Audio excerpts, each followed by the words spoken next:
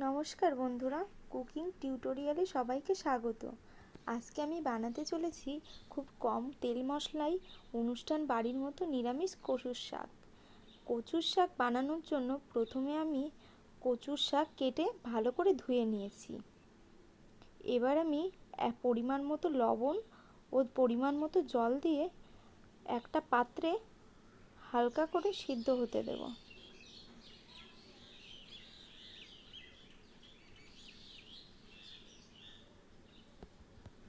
আপনারা কচুর শাক সিদ্ধ করার জন্য একটু বড় দেখে পাত্র নেবেন, তাহলে কচুর শাকটি সিদ্ধ করতে সুবিধা হবে। দেখুন বন্ধুরা, কচুর শাকটা সিদ্ধ প্রায় হয়েই গেছে।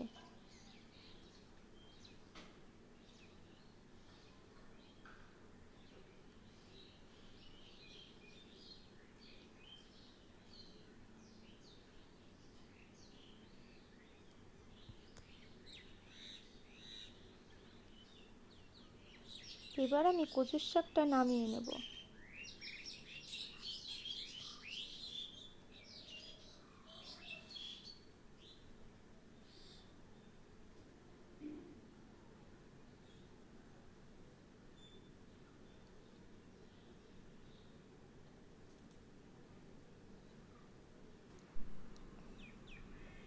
এবার একটি কড়াইয়ে ভালো করে আমি তেলটা গরম করে নেব।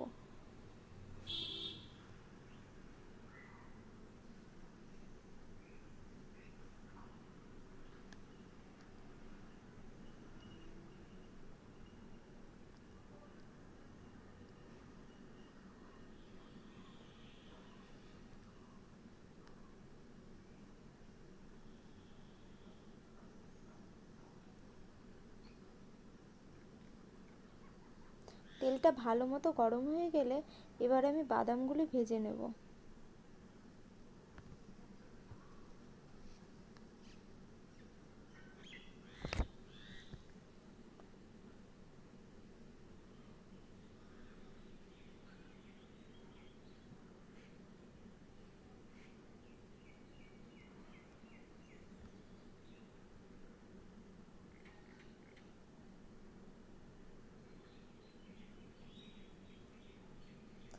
বাদাম ভাজার সময় একটু দূরে দাঁড়িয়ে ভাজবেন, না হলে তেল ছিটে গায়ে লাগতে পারে।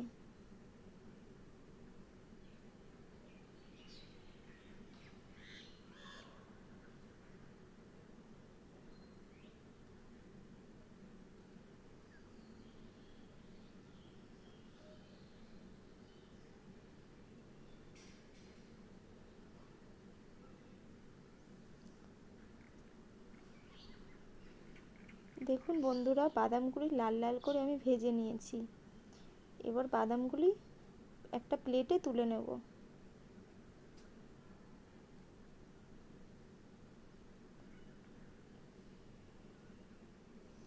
এবার তেলের উপর দুটো শুকনো লঙ্কা, তেজপাতা আর একটু কালো জিরে দেব।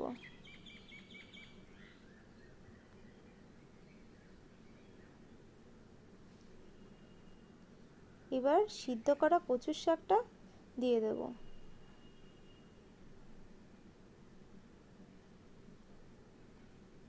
ভালো করে মেশাতে হবে।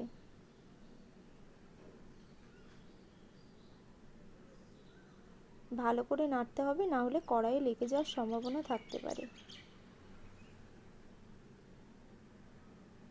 এবার 1 চামচ লবণ, আপনারা আপনাদের পরিমাণ মতো লবণটা দেবেন। আমি যেহেতু আগে লবণ দিয়েছি তাই একটু কম দিলাম। 1 চামচ হলুদ দিলাম।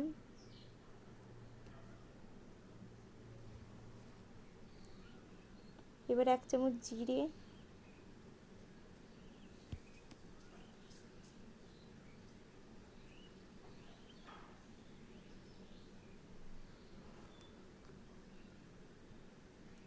সমস্ত গুঁড়ো মশলা দিয়ে ভালোভাবে মেশাতে হবে।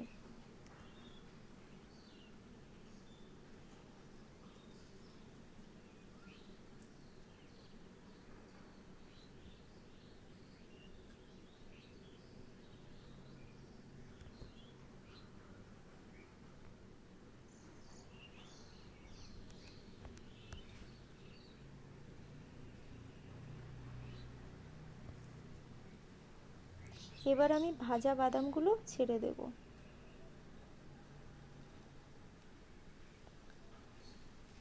বাদামগুলো দিয়ে ভালো করে কচুর শাকের সাথে মিশিয়ে নিতে হবে।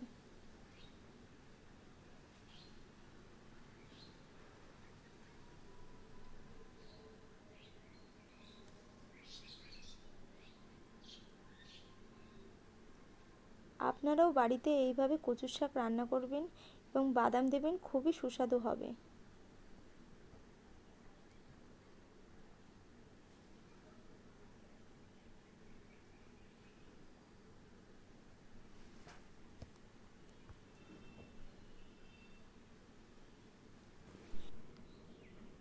এবার চেরা কাঁচা লঙ্কাগুলো দিয়ে দিলাম।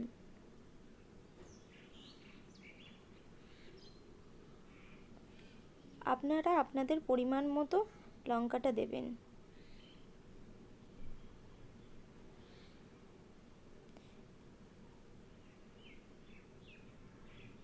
কিন্তু কচুর শাকে একটু বেশি করে লঙ্কা দিলেই ভালো হয়।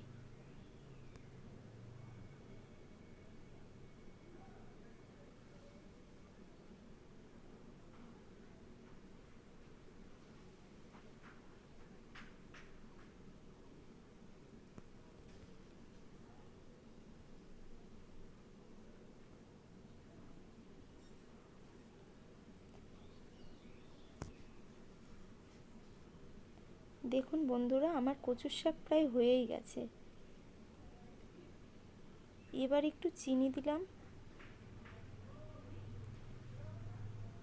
আপনারাও একটু চিনি দেবেন, স্বাদটা ব্যালেন্স হয়ে যাবে।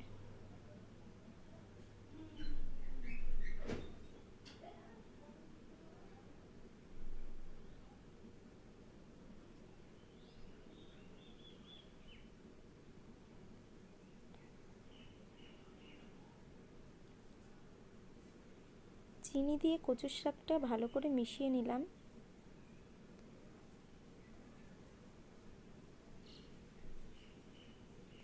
এবার দেখুন বন্ধুরা, কচুর শাকটা আমার প্রায় হয়েই গেছে। আপনারাও বাড়িতে এইভাবে কচুর শাক রান্না করবেন, খুব সুস্বাদু হবে। পুরো অনুষ্ঠান বাড়ির মতো কম তেল মশলায় কচুর শাক রান্না করলাম।